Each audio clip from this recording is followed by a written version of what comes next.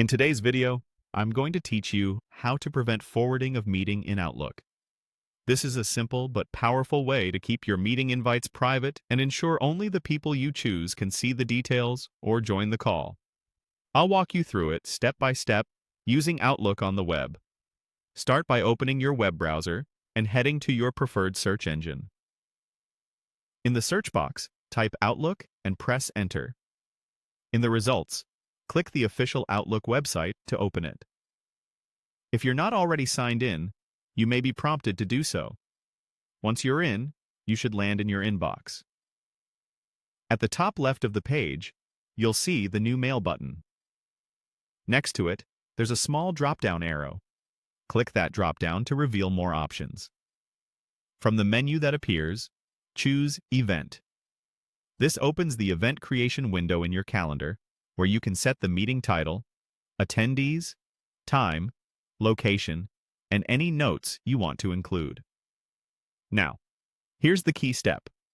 In the event window, look toward the top left for the option labeled Response Options. Click it to expand the available settings. You'll see a checkbox called Allow Forwarding. By default, it's usually turned on, which lets invitees forward your meeting to others. To prevent that, uncheck Allow Forwarding. This tells Outlook to include a No Forwarding flag with your invitation, so recipients won't see the option to pass it along. A few quick tips while you're here.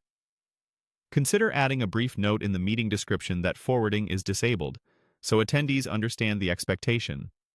Also, make sure your attendee list is complete before sending, since this setting is applied to this specific event, and you'll want to include everyone who needs access. If you make a copy of this event or create a new one later, remember to review response options again, as settings can differ between events. When you're done setting up your event details, and you've unchecked Allow Forwarding, proceed with your usual invite workflow.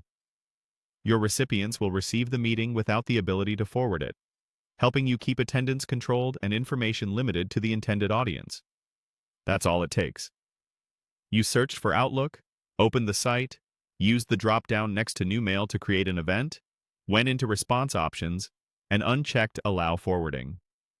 With this small change, you'll have much tighter control over who can share your meeting invites. Thanks for watching, and I hope this helps you keep your meetings more secure and organized.